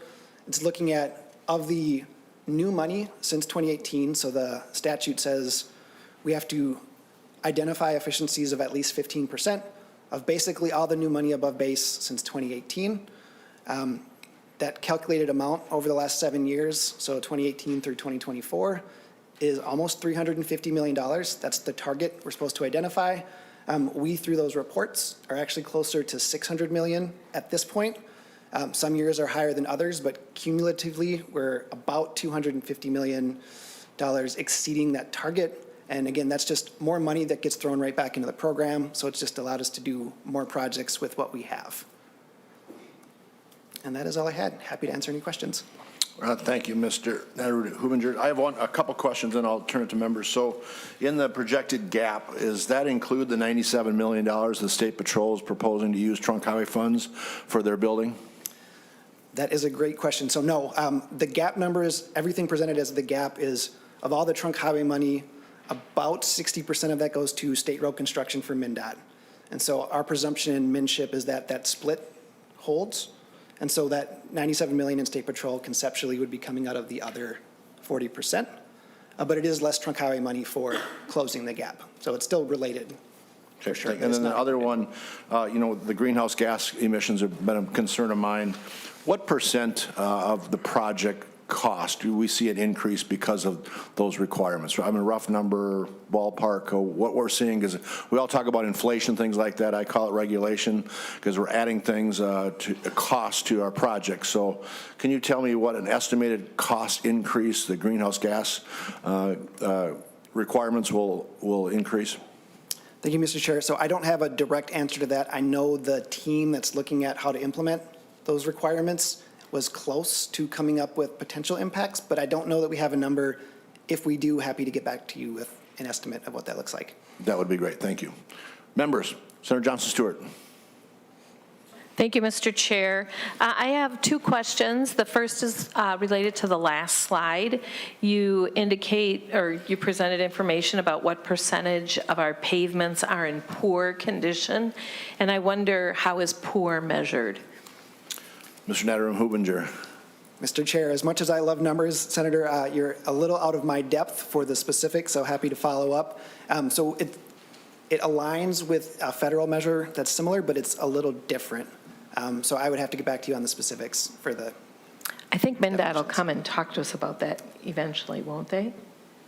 I think so. Will we have a follow-up? Yeah, okay. I have a second question as well, Mr. Go Chair. ahead. You said something about the Blatnick Bridge, but I was taking notes and I didn't understand what you said. Can you comment or repeat that? Yep. Thank you.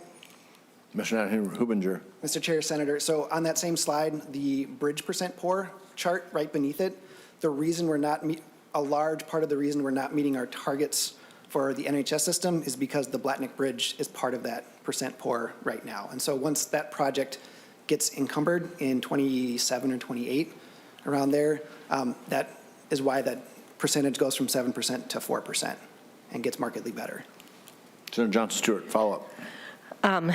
Do we have any news yet on if the Blatnick Bridge funding that we're expecting from the federal government is going to actually be sent to us? And if, well, actually, do we have any news on that yet? That's my only question. Thank you. Mr. Nattering-Hubinger, go ahead. Mr. Chair, Senator, I will just say there is a lot of uncertainty and then unknowns for all discretionary grants at the federal level. Happy to share more when we know more. Thank you. Thank you. Other member questions? Senator Carlson first, and then Senator Farnsworth. Thank you, Mr. Chair. And I guess back on that same area, the Blatnick Bridge funding, are there multiple projects that are in that same boat where we're not quite sure? And what is the total of the funding that we're not quite sure of, whether it's going to be forwarded or not? Mr. Nattering-Hubinger. Thank you, Mr. Chair, Senator. So far from IIJA, we as a state have received somewhere in the neighborhood of about $1.2 billion of federal discretionary grants, very different stages of status and completion.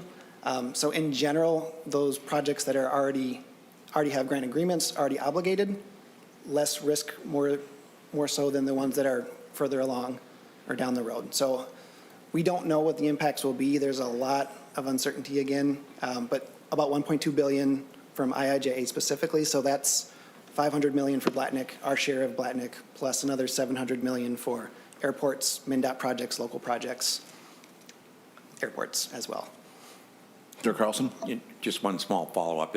Have you heard any of the rumors about clawbacks where money that either is not been dedicated or has been partially spent or all spent, that there might be a clawback on that? Mr. Nattering-Hubinger. Mr. Chair, Senator, so again, we're working in a lot of uncertainty. I think we're making some assumptions, but we don't know anything with certainty yet. So obviously there's a different hierarchy. If money is already under agreement, already obligated, I think we're viewing that differently than those projects that have yet to make that kind of progress, but we don't completely know yet. Senator Farnsworth.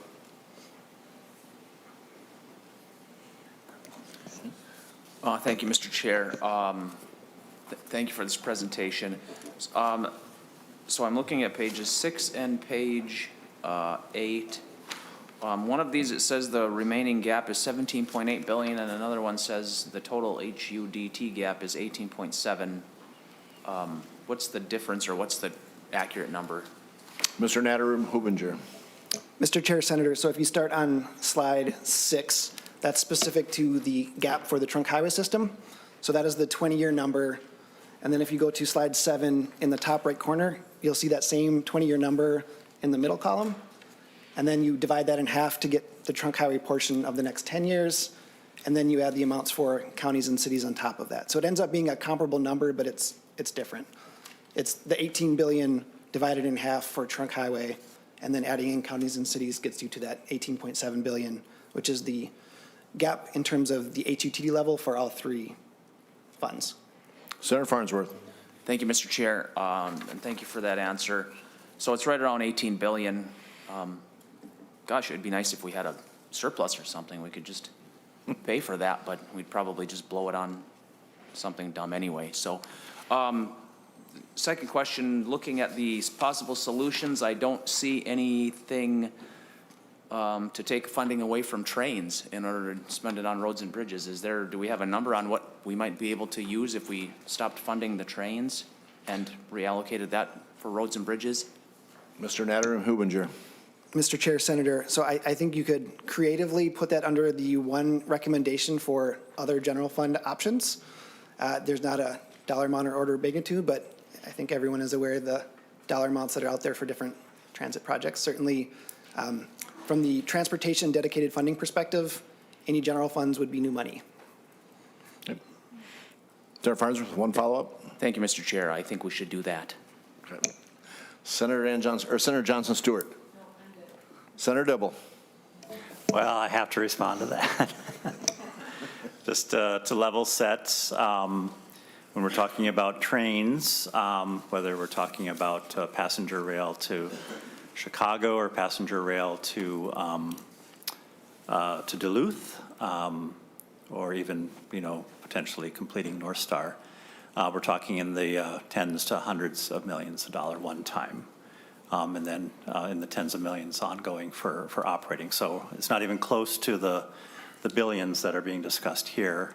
And it's a way, way more efficient way to move a lot more people. So if you want to talk about cost benefit and relative efficiency and mobility expenditures, trains beat roadway systems hands down every time. If you're talking about light rail transit, the entirety of the construction for light rail transit in the metro area comes from county property taxes. So I don't think we're going to take Hennepin County's property taxes and build roads all over the state of Minnesota anytime soon.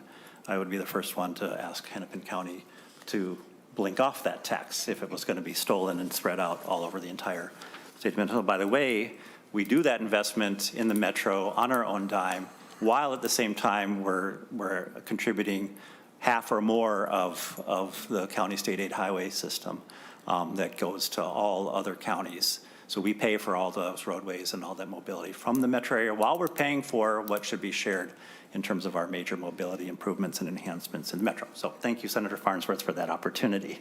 My observation, I don't really have a question, is two parts. One is, it's frustrating to see, back in 2013, we identified the $600 million per year gap. That was a part of the Transportation Finance Advisory Committee work, and that seemed like such an enormous amount to achieve, as to be almost insurmountable at the time. I will say that work brought an identified gap from before that was much, much greater. So it was much more realistic, but still a big bite. To see now that we're looking at $900 million, and I understand we're talking nominal dollars and we're controlling, we're not controlling for inflation, and we have, a number of factors that, that drive those numbers. The infrastructure continues to get older and get more and more expensive to fix. Construction inflation is greater, and of course the state continues to grow, et cetera. But it's frustrating. So it tells us a couple of things. One is that we did a good thing in 2023, and we put some resources on the table. That was a huge political lift.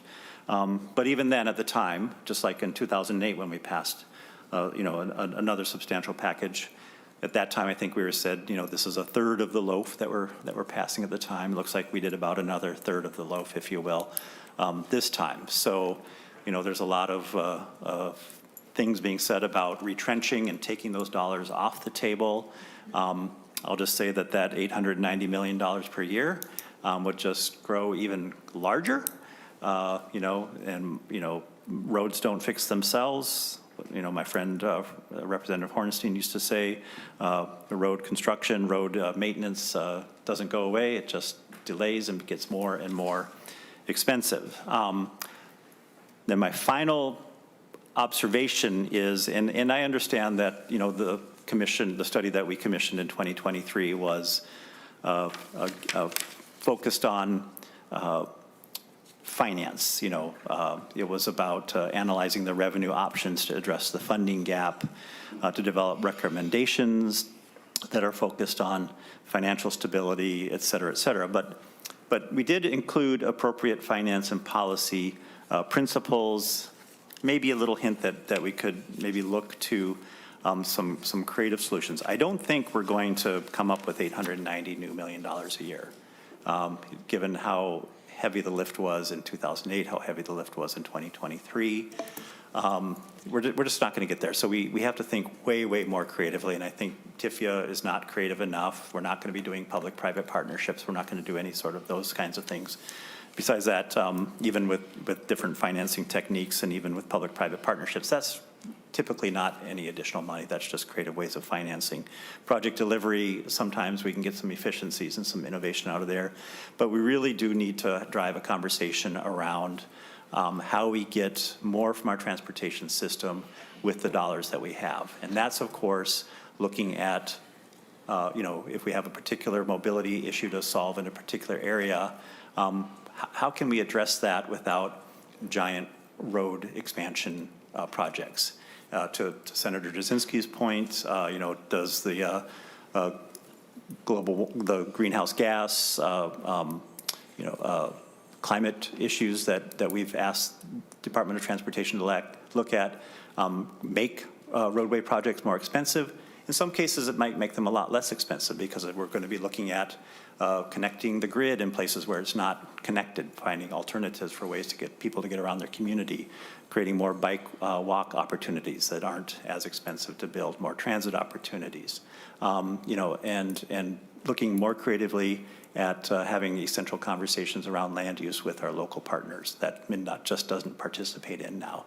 These are the kinds of things we need to start looking at that happen to deliver better environmental outcomes and more mobility for more people and create a way, way more efficient transportation system, because $890 million new dollars per year just for the trunk highway system, we're not even talking about the county system and the municipal system and the township system. That's another $1 billion per category. So what, $4 billion new bucks per year? I don't think it's going to happen anytime soon. Thank you. Senator Johnson Stewart. Thank you. Thank you, Mr. Chair. Mr. Chair, I just want to offer up something in a very friendly way. In 2023, I wasn't here, but when the Senate and the House authorized $1 billion in cash of that $18 billion surplus to be spent on really long overdue bonding work, I just want to remind people that we weren't just buying a road. When we fund roads, and this is to the whole point of this whole conversation, when we fund highways or we fund airports or we fund any public infrastructure, it's not like you go to Target, you buy a cup. What we're doing is putting money into local economies for labor, for gasoline, for vehicles, for materials. We have a rule that we cannot buy materials for road construction, whether it's paid for by the county or the trunk highway or the city or the state or whoever, but we cannot buy these materials outside of America. So when we fund a project in Inver Grove Heights or in Hibbing or wherever, we are putting all of that money into the local economy, all of it, including the consulting and the inspector and the food that's being purchased in huge quantities at Quick Trip, because I work construction, so I know. Like, it is a boost. And so one of my goals in the next 2 years is to really help us think about that the money we spend is not just for this arbitrary thing called a bridge. It's for an enormous amount of money that goes to local economies. And I'm really glad for that. But then I'm also glad that a city gets a road. And we know the impact. We heard the city and county engineers talk earlier. The impact that getting a new main street going through your rural downtown, that's great for the local economy too. So as we talk about road funding, I know it's abstract as we're talking about trunk highway, blah, but what we're really talking about is money in local economies. And I'm so glad that we have an opportunity to make sure that that gets spent around the whole state. We know we need it. And I look forward to looking for ways to fund projects in all 87 counties. So thank you for your report. This is really interesting. That's all. Thank you. Senator Howe. Thank you, Mr. Chair. And did this report actually include the cost of the wetland replacement that goes on when we do these projects? Because the cost of those wetland credits seem to be skyrocketing, and we have not done anything to try to find a different way to fund that. I was just wondering, do these numbers include that? Mr. Natter and Hubinger. Mr. Chair, Senator, so in some ways indirectly, because part of why that gap is there is because the projects we're doing have all these needs that go with it, like wetland banks and all the other kind of requirements that go with it. So it's driving the gap kind of from the current state. So indirectly, yes. Well, members, we're reaching the end of our time, and I want to say thank you. This is a great report. And again, the good part about it is everybody up here wants more money for roads and bridges. There's no doubt about that. We want that. We know that's important to our citizens across the state. It's just kind of setting our priorities and how we want to get them. My concern is, we have had a rather large increase recently, and we're looking at, some of the recommendations is to increase gas tax, increase. Already, we just put the delivery fee in and already looking at increasing that, and that was one of my frustrations. I'm worried that once we put it in place, it's just going to be another political football of raising that or not raising that. So those are things. My one other last kind of thought is, so the numbers I had heard before, and again, we have our funding mechanisms, but are we still at roughly just below 1% of the general fund that's being spent on our roads and bridges? Mr. Chair, for MnDOT appropriations it's about 1% going forward. Yes, there was some one-time infusions in 24, but in 25 and beyond, it's right around 1%. Thank you. And again, some of the other things we've looked at that I've had we probably have some bills coming, but shifting some existing transportation-related existing taxes to bringing that more, because I think it really needs to be dispersed, because not everybody has a car and they're benefiting from a lot of things that either get delivered or those things. So I think we want to work for it, but again, it's a pleasure working with this committee because we all want that, and I want to say thanks to Senator Dibble. Again, we may disagree on some certain things, but we've always had the respect to try and work together to do its best for Minnesota. So again, thank you. If there's no other comments and we have nothing else on the agenda, the Senate Transportation Committee is adjourned. Thank you.